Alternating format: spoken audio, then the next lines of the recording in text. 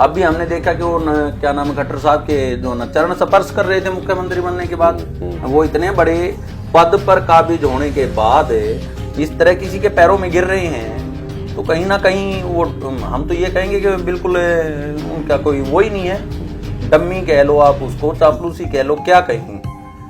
क्योंकि मुख्यमंत्री का पद ऐसा नहीं होता, मुख्यमंत्री, प्रधानमंत्री और राष्ट्रपति के पद ऐसे नहीं होते हैं कि वो किसी के पैरों में हाथ लगाएं।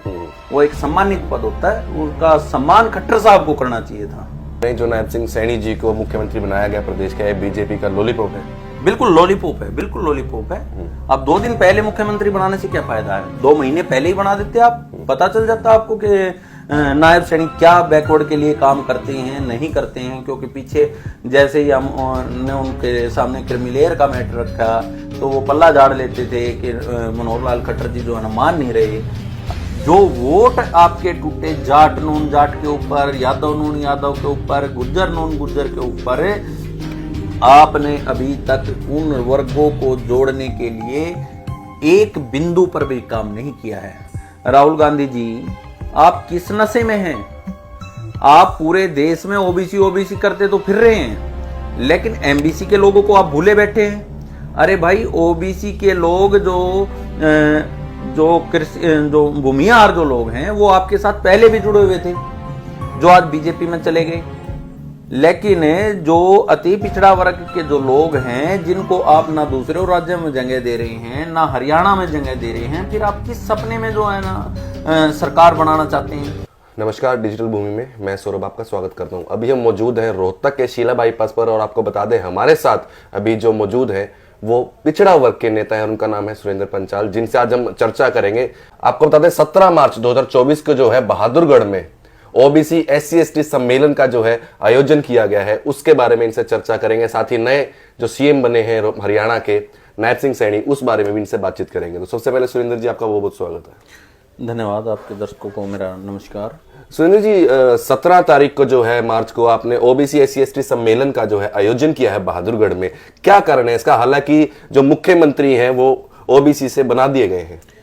देखिए, ओबीसी SC ST सम्मेलन जो बहादुरगढ़ में रखा गया है वो तो पहले से ही रखा गया है, और जो नायब सिंह सैनी जी को जो मुख्यमंत्री बनाया गया है, मैं उसके लिए उनको बधाई देता हूं, और बीजेपी का भी हाथ जोड़ के मैं धन्यवाद करता हूं कि उन्होंने हमारे वर्ग से एक मुख्यमंत्री, जो कि पहला मुख्यमंत्री ओबीसी का हरियाणा में बनाया गया है, मैं उनका दिल की गहराई से धन्यवाद करता हूं।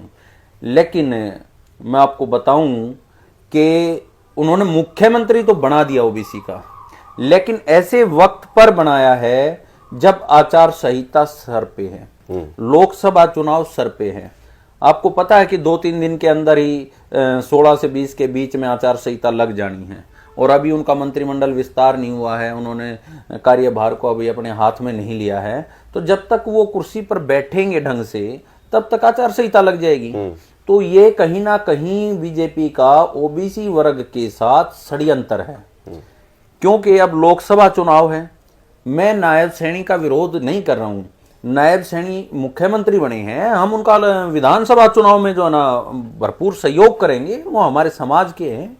तो लेकिन अभी जो चुनाव है वो लोकसभा चुनाव है, और लोकसभा चुनाव की अगर बात करें तो हमारी जो सीटें बनती हैं, जो 48% बैकवर्ड समाज हरियाणा में है, जिसकी अगर मैं बात करूं कि BCB की तो लगभग सीटें मिल जाती हैं क्योंकि वो बेल्टों में बैठे हैं, लेकिन जो MBC के लोग हैं, मोस्ट बैकवर्ड के लोग हैं, जो अति पिछड़ा वर्ग के लोग हैं, जैसे हम लोहार हैं, खत्ती हैं, धोबी, तेली, मनियार, कुम्हार, सुनार, गडरिया, पाल, ये इस तरह की जो छोटी छोटी जातियां हैं वो टुकड़ों में बटी हुई हैं। उनकी संख्या तो प्रदेश में है 32%, लेकिन आज तक उनकी हिस्सेदारी नहीं मिली है, जिसकी हम डिमांड पिछले कई महीनों से लगातार उठाए हुए हैं।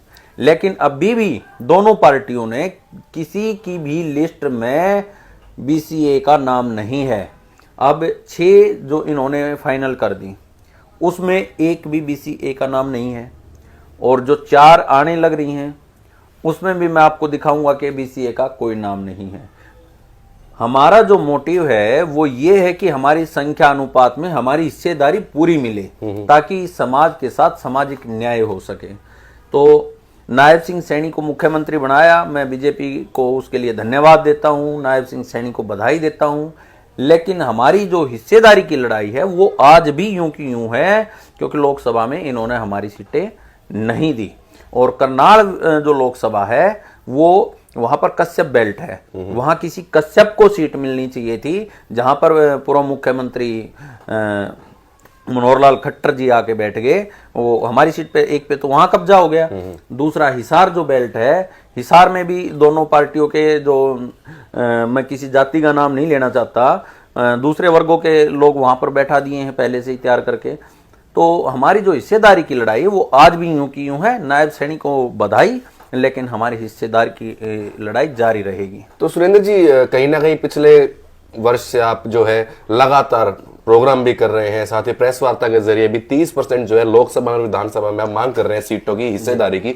लेकिन अभी लिस्ट लगभग काफी पार्टियों की आ चुकी है, सभी की थोड़ी बहुत, लेकिन देखने को नहीं मिला कि कहीं पे सीट मिली हो। तो इस बारे में क्या कहना चाहेंगे? बिल्कुल, ये देखिए, वैसे तो ना ये विपक्ष का काम है, क्योंकि जो लोग आज ताकत में बैठे हैं वो तो रास्ता देने को तैयार नहीं होंगे, क्योंकि वो ताकतवर है। लेकिन कांग्रेस जो के पीछे के 5 राज्यों के चुनाव भी हार गई, वहां इन्होंने अति पिछड़े वर्ग को जगह नहीं दी। अब हरियाणा में भी अभी तक कांग्रेस की लिस्ट जारी नहीं हुई है, लेकिन अंदर खाते मुझे अच्छी तरह पता है कि BC 1 का कोई नाम इन्होंने नहीं भेजा है। तो मैं कांग्रेस के जो आला कमान है उनसे भी ये कहना चाहता हूं कि भाई राहुल गांधी जी, आप किस नशे में हैं? आप पूरे देश में ओबीसी करते तो फिर रहे हैं, लेकिन MBC के लोगों को आप भूले बैठे हैं। अरे भाई, OBC के लोग जो भूमिहार जो लोग हैं वो आपके साथ पहले भी जुड़े हुए थे, जो आज बीजेपी में चले गए। लेकिन जो अति पिछड़ा वर्ग के जो लोग हैं, जिनको आप ना दूसरे राज्यों में जगह दे रहे हैं, ना हरियाणा में जगह दे रहे हैं, फिर आप किस सपने में जो है ना सरकार बनाना चाहते हैं? जो वोट आपके टूटे जाट नून जाट के ऊपर, यादव नून यादव के ऊपर, गुज्जर नून गुज्जर के ऊपर, आपने अभी तक उन वर्गों को जोड़ने के लिए एक बिंदु पर भी काम नहीं किया है। तो सुरेंद्र जी, अभी आपने कहा कि कांग्रेस जो है पिछले 5 राज्यों में उसके हार का कारण कहीं ना कहीं OBC को सीट नहीं देना है, क्या मतलब? बिल्कुल, अति पिछड़ा वर्ग को, OBC में भी अति पिछड़ा वर्ग को सीट नहीं देने का मेन कारण कांग्रेस का रहा है, जो हरियाणा में भी अभी दोहराया जाएगा। मैं कई पिछले 2, 2.5, 3 महीने से ये बात मैंने कांग्रेस के हरियाणा के शीर्ष नेतृत्व को पूरी भेज दी, और मैंने कोशिश की है कि आला कमान तक भी बात पहुंचे, चाहे वो मैंने उनको मेल किए हों, चाहे मैंने कॉपी रजिस्ट्री कराई हों, लेकिन पता नहीं वो किस नशे में है, अभी तक उन्होंने देखी या नहीं देखी मुझे नहीं पता। लेकिन मैं अब भी ये कह रहा हूं, अगर कांग्रेस को हरियाणा में जिंदा होना है तो उसे OBC पर काम करना पड़ेगा, और OBC का जो गेम बीजेपी ने खेल दिया है उसका तोड़ अगर कांग्रेस के पास है तो वो सिर्फ एक ही तोड़ है। क्या है कि OBC में जो BC A और जो BC B की जो कास्ट हैं, BC A जो वर्ग 35% के करीब हरियाणा में है, वो उन्हें जगह दे।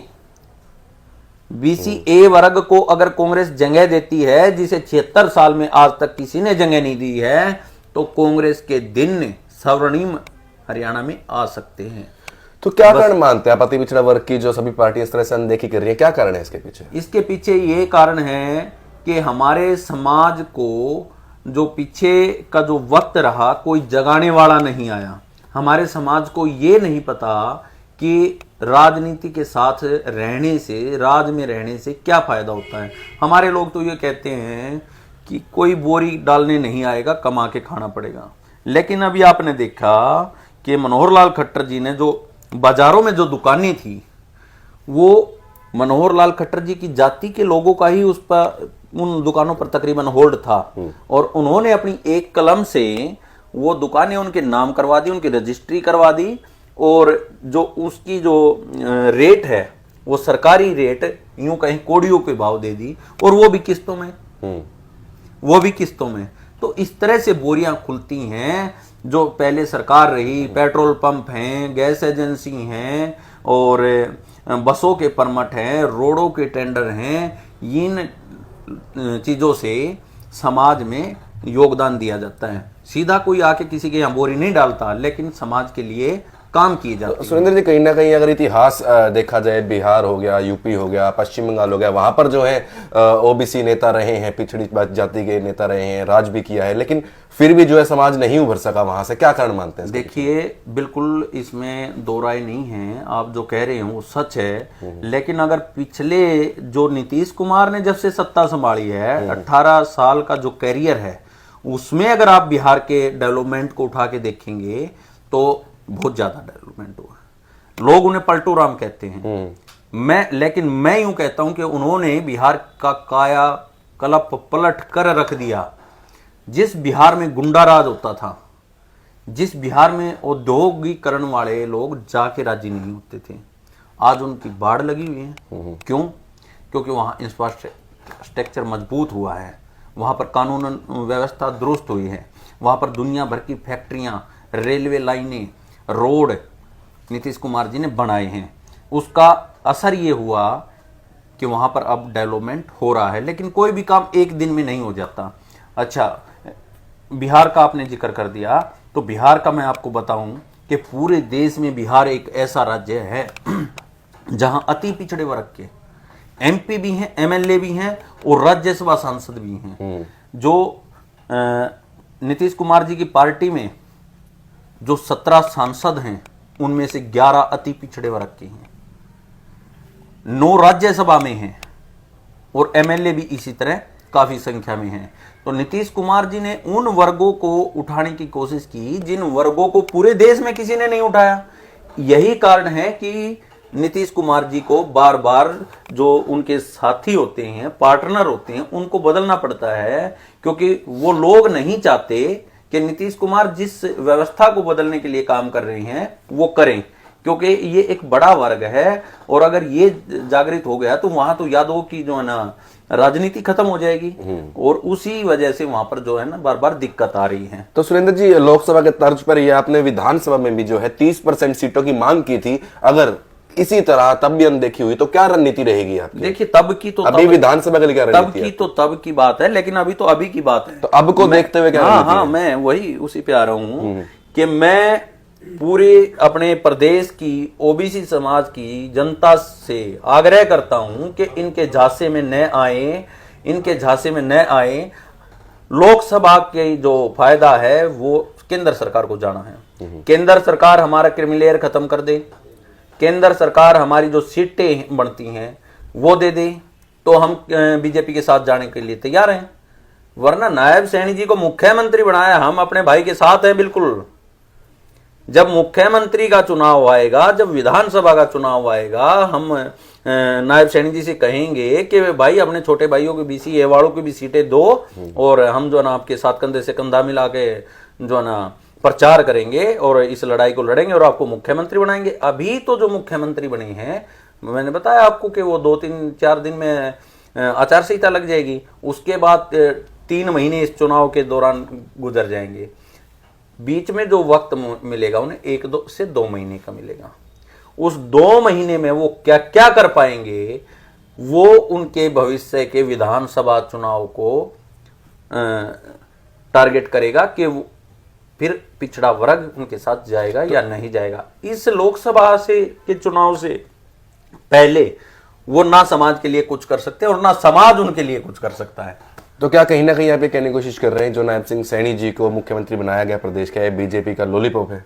बिल्कुल लॉलीपॉप है, बिल्कुल लॉलीपॉप है। अब 2 दिन पहले मुख्यमंत्री बनाने से क्या फायदा है? 2 महीने पहले ही बना देते आप, पता चल जाता आपको कि नायब सैनी क्या बैकवर्ड के लिए काम करते हैं, नहीं करते हैं। क्योंकि पीछे जैसे ही हमने उनके सामने क्रिमिलेयर का मैटर रखा तो वो पल्ला झाड़ लेते थे कि मनोहर लाल खट्टर जी जो है ना मान नहीं रहे।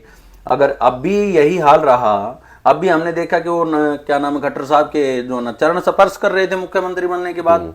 वो इतने बड़े पद पर काबिज होने के बाद इस तरह किसी के पैरों में गिर रहे हैं, तो कहीं ना कहीं वो हम तो ये कहेंगे कि बिल्कुल उनका कोई वो ही नहीं है, डम्मी कह लो आप उसको, चापलूसी कह लो, क्या कहीं। क्योंकि मुख्यमंत्री का पद ऐसा नहीं होता, मुख्यमंत्री, प्रधानमंत्री और राष्ट्रपति के पद ऐसे नहीं होते हैं कि वो किसी के पैरों में हाथ लगाएं। वो एक सम्मानित पद होता है, उनका सम्मान खट्टर साहब को करना चाहिए था जी। अब की बार बीजेपी ने क्या किया है कि जो SC-A वर्ग है और SC-B वर्ग, उसमें भी दोनों सीटें SC-A वर्ग को दे दी। जो छोटी संख्या के जो लोग हैं, जो हमारी तरह BC-A वर्ग वालों की तरह हैं, जैसे जो सुनीता दुग्गल जी थी सिरसा से, वहां से उनकी टिकट कट गई। चलो कोई नहीं, यहाँ से उनकी टिकट कट गई तो अम्बाड़ा से उनके समाज के किसी आदमी को दे देते, किसी वाल्मीकि के भाई को दे देते, किसी सांसी को दे देते, लेकिन नहीं दी। ये बीजेपी जो षड्यंत्र रच रही है, ये मजबूत जातियों को अपने साथ लगाकर कमजोर जातियों के ऊपर अत्याचार जो कर रही है, ये बिल्कुल नाइंसाफी है इस A वर्ग के लोगों के साथ, चाहे वो SC-A हो या BC-A हो। हम इसको बर्दाश्त नहीं करेंगे। धन्यवाद। तो ये थे हमारे साथ पिछड़े वर्ग के नेता सुरेंद्र पांचाल, जो पिछले काफी समय से जो है पिछड़ा जाति के जो है हिस्सेदारी लोकसभा चुनावों में और विधानसभा चुनावों में लगातार मजबूती से पेश कर रहे हैं। तो इसी के साथ देश और दुनिया की जानकारी पाने के लिए जुड़े रहे डिजिटल भूमि के साथ। धन्यवाद।